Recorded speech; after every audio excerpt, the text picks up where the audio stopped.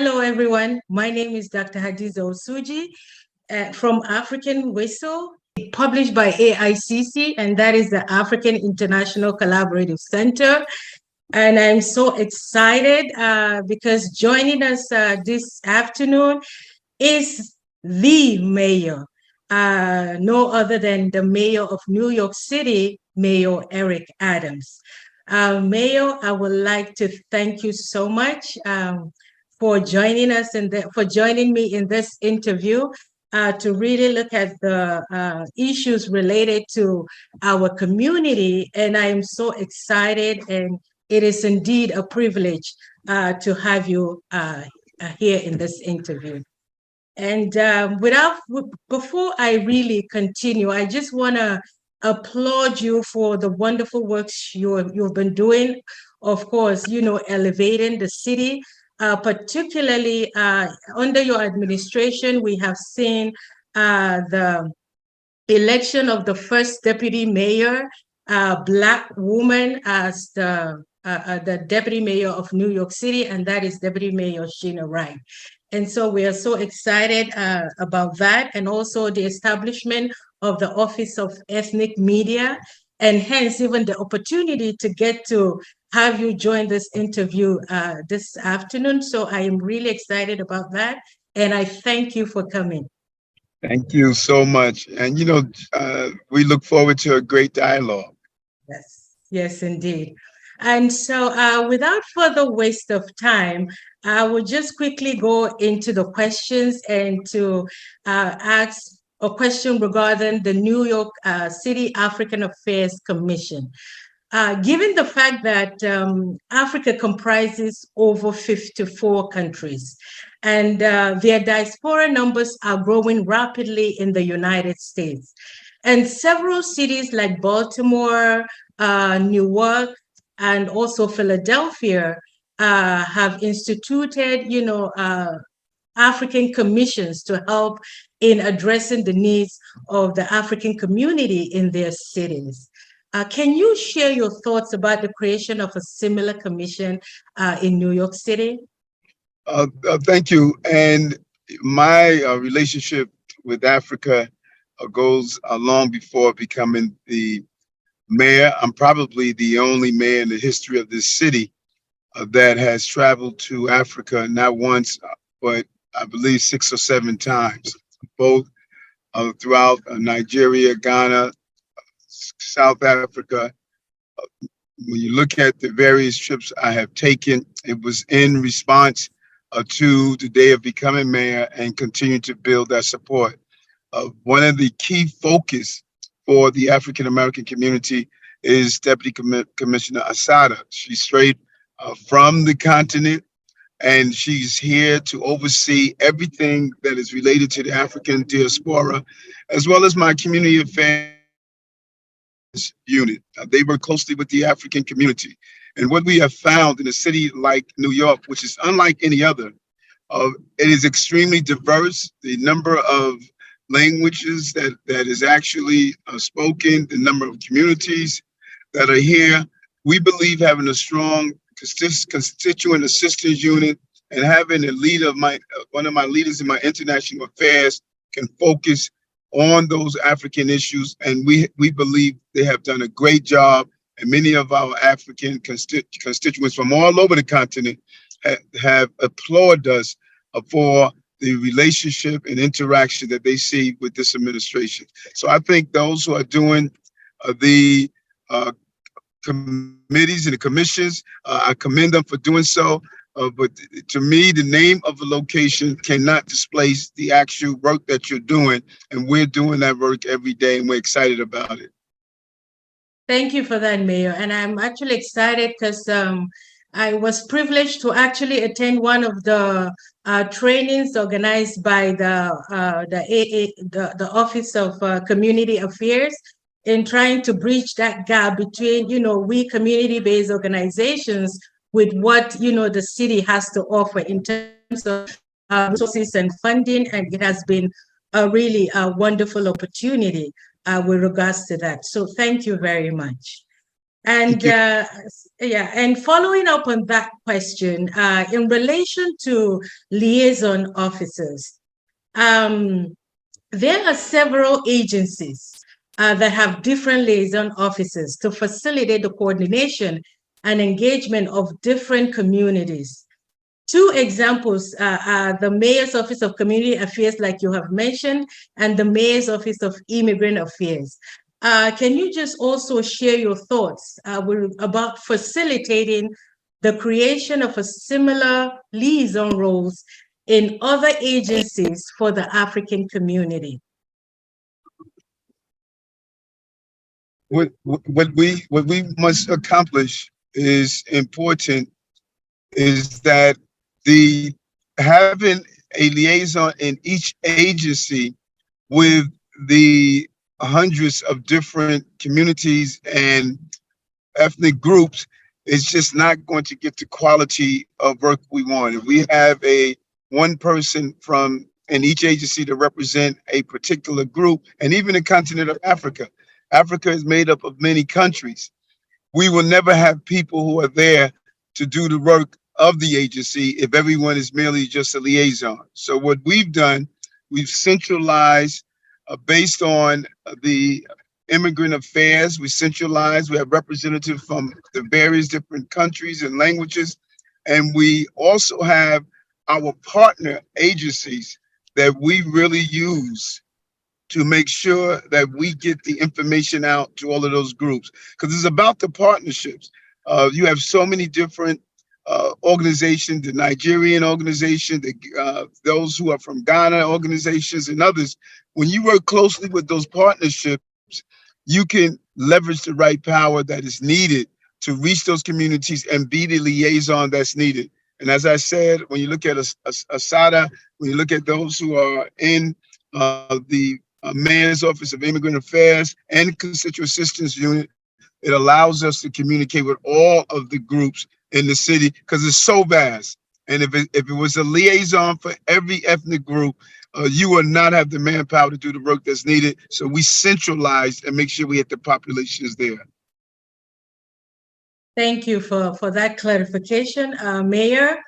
And so I'll move quickly to the next concern, which really is an issue I've witnessed within the community.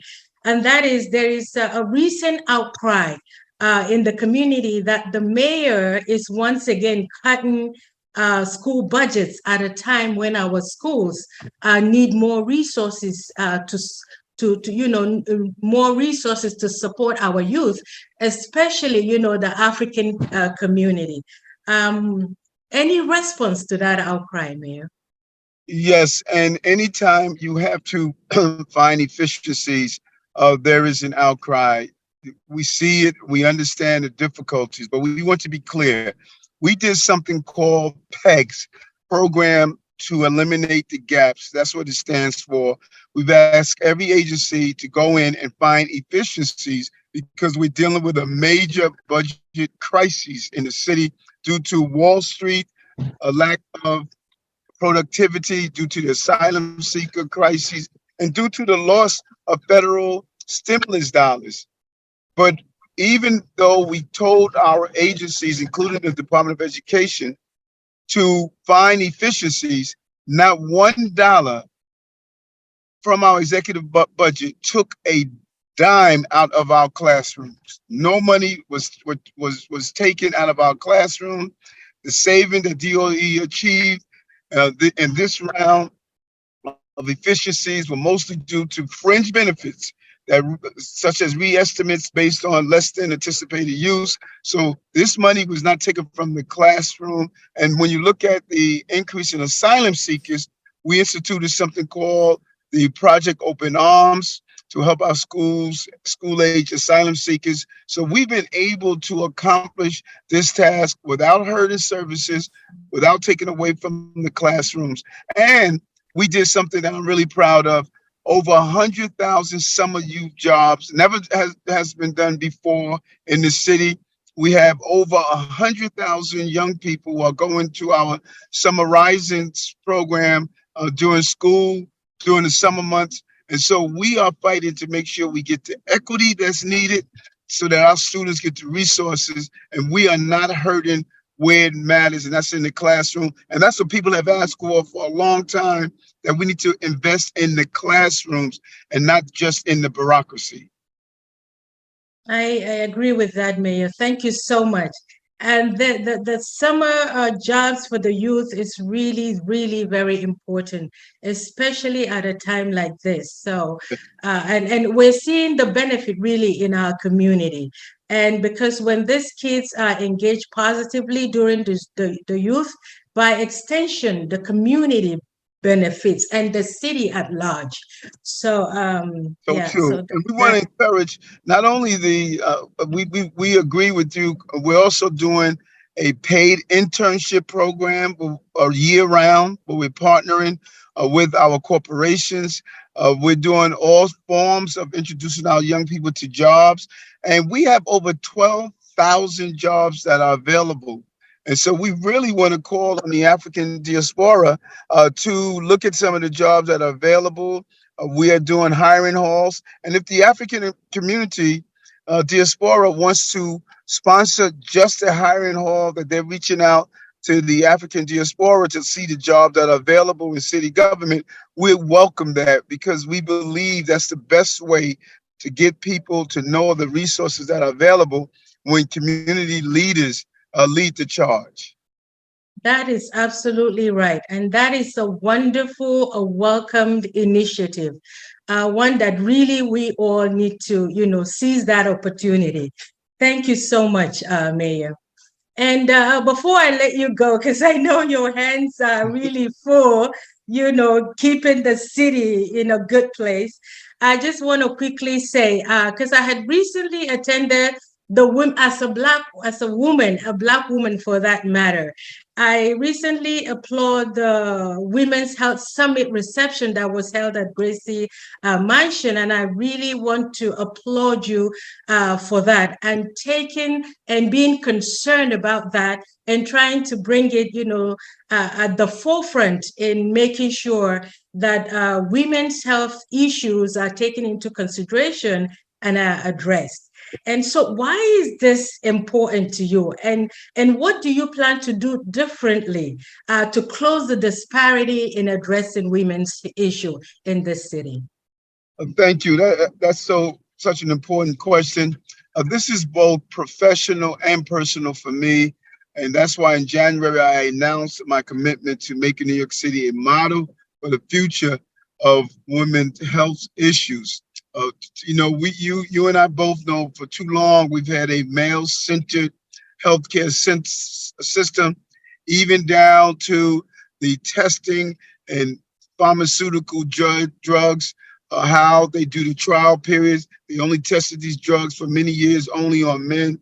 And this is troublesome. And I saw my mother and my sisters go through a healthcare system that really focused on men. And I saw it as a state senator and as a board president. When you look at maternal morbidity, when you look at some of the painful things that women go through in the healthcare system. And so I thought it was long overdue that we break the taboos and create the change to ensure New York City can be a city that's here for women and girls around health. And so this past March, as you indicated, we convened more than 100 leaders and experts from business, health, tech, nonprofit areas, and more to shape our women's health agenda. It was really exciting to see women in place and looking at ways that we can improve our healthcare system for women. And believe it or not, there's a level of optimism because we have the largest women health startup companies that are here in New York City. And so we're starting from a good place. We're good partners, and this is only the beginning. Mayor Adams, as a woman, as a Black woman, as a New Yorker, I am smiling. And like you had mentioned earlier, you are the pilot and we are the passengers. I feel so comfortable and I feel so happy sitting in this plane, and I am smiling. That is just what I'm going to tell you right now. And I just again want to round up by saying thank you so much for taking the time, to come to this interview and to really talk to our community, talk to New Yorkers, especially touching on, African matters. So thank you so much once again. Thank you so much, Doctor. I wish you well. I enjoy and look forward to being on your show again. Thank you so much. Thank Thank you. you.